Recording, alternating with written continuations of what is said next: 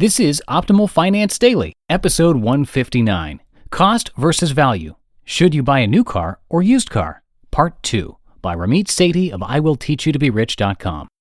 Get ready to maximize your potential with Optimal Finance Daily, the podcast that brings you the best content in personal finance 5 days a week. Your optimal life awaits. Now here's your host, Dan Warren. Hey everybody, welcome back to Optimal Finance Daily, where I read to you from some of the very best personal finance blogs anywhere. And today's post comes from Ramit Sethi. It's actually part 2 of the post that I started yesterday. And hey, if you have a topic you'd like to see covered here on the podcast, or maybe you've read an author who you'd like to see represented here, let us know. We'll see what we can do. Come visit oldpodcast.com. And today we're lucky enough to once again have a sponsor, and that is FreshBooks. They've made creating and sending invoices a breeze, along with many other features for small business owners and freelancers. Get your free month at freshbooks.com/finance and enter Optimal Finance Daily in the How Did You Hear About Us section. Now, today, that continuation from yesterday, so if you didn't hear episode 158 yet, that's part 1 of today's post, then you'll probably want to check that one out first so that today's post makes a lot more sense. And with that, let's hear part 2 as we optimize your life. Cost versus value. Should you buy a new car or used car? Part 2 by Ramit Sethi of IWillTeachYouToBeRich.com. The lowdown on buying a new car versus a used car. Here's the deal. Buying a crappy used car will save you upfront money, but it may cost you a lot more over the long term. If you decide to buy a good used car, in my opinion, you might as well spend a little more to mitigate the risks of car repair, etc. That's the risk-reward perspective. Another perspective, cost versus value, influenced me more. Buying a new car seems scary because the numbers are so high, $20,000.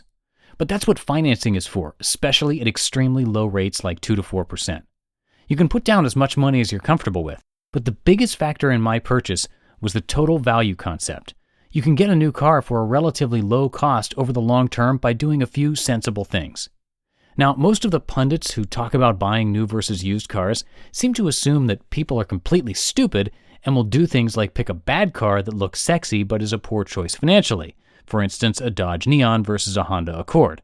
Spend a lot on the initial purchase price, not shop around for competitive insurance, not take good care of the car, and sell it when they see something shinier. If you do these things, then yes, you are a moron. But if you actually think about this, one of the biggest purchases you'll ever make, you can save a lot of money. So do some common sense things that will make you much happier over the long term. 5 common sense ways to save money on a new or used car purchase. 1. Pick a good car. There are some cars that are objectively bad decisions that nobody should ever buy. Yet sometimes they're shiny and popular and we buy them. Take the VW Jetta, which got popular during high school and everybody wanted one. I know of exactly one person who's happy with his Jetta, and I still scratch my head that he's had such good luck. Everyone else I know hates them. Why would you buy this? Pick cars that are reliable and have a decently high resale value. This doesn't mean you have to pick a boring car, but it does eliminate about 80% of cars right off the bat. 2. Negotiate mercilessly with dealers. I have never seen so many people make bad purchase decisions as when they get in a car dealer's office. If you're not a hardball negotiator, take someone with you who is. Better yet, don't even go to the dealer. I bought my car for $2,000 under invoice by spending a month researching and planning. When I decided to buy, I had 17 car dealers bidding against each other to get my business, by fax and email, while I reclined and watched Laguna Beach.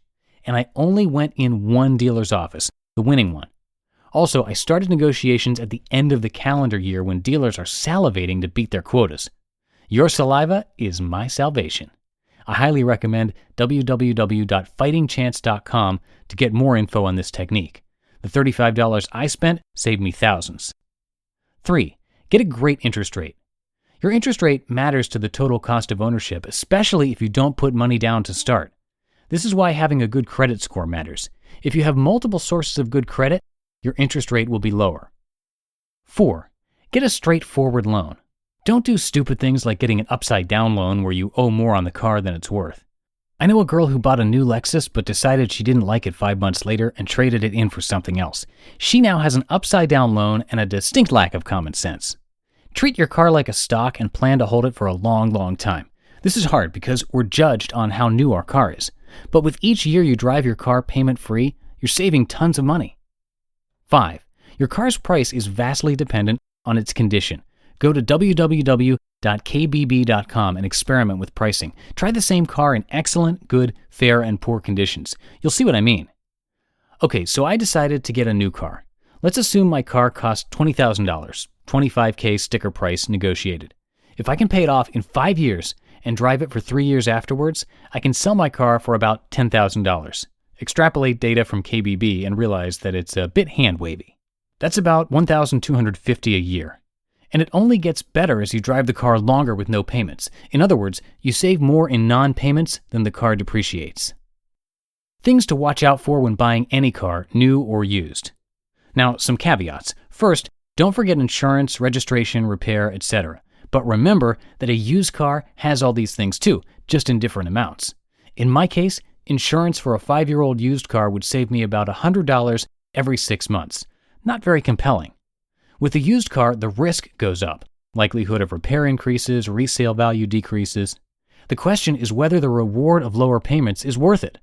Second, this doesn't work with all cars. If you're buying a Dodge Neon, your resale value is going to suck, and you're going to be angry every day of your life. I expect this post will generate a lot of debate, and that's cool. Here's the bottom line. I don't like when pundits say that buying a used car is the only way to go. It's not. Buying a new car can be a smart choice if you pick the right car, negotiate extremely well, and stay disciplined about shopping for insurance, maintaining your car, etc. Because buying a car is such a big purchase, I'm fine spending a little more money and time up front to mitigate risk and get a great car that will last for a long time. And by being sensible about how long you drive your car for, longer is better, you can get a new car for a great value. It doesn't have to be a purely numbers-oriented decision. I love my car. It's fun to drive, and if I had 10 times the money, I would still get it. You just listened to part 2 of the post titled Cost versus Value. Should you buy a new car or used car? By Ramit Sethi of IWillTeachYouToBeRich.com. And once again, we've been lucky enough to have FreshBooks sponsor today's episode. They have a really simple, easy-to-use system for tracking expenses. They also have an app which lets you enter your expenses but also take pictures of your receipts. So easy to use compared to any other tool we've tried.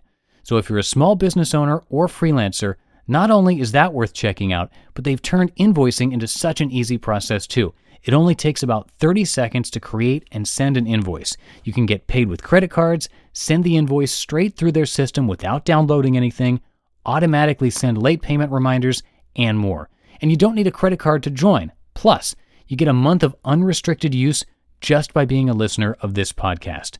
By sponsoring this episode, FreshBooks is showing us that they believe in this show, and we believe that they're the best accounting company out there.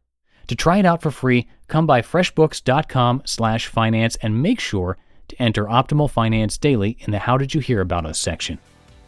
And that wraps up today's episode and 2-part post.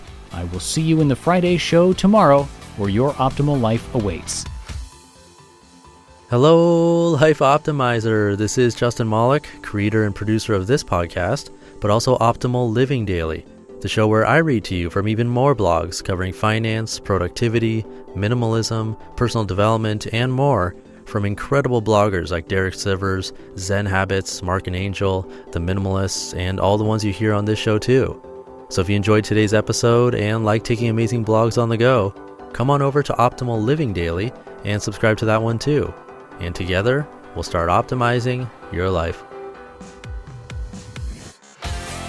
You've been listening to Optimal Finance Daily. Be sure to hit the subscribe button to stay up to date on each new episode and head to oldpodcast.com. That's OLDpodcast.com for a free gift as well as more actionable tips and resources to help you maximize your potential. Thanks for joining us, and remember, your optimal life awaits.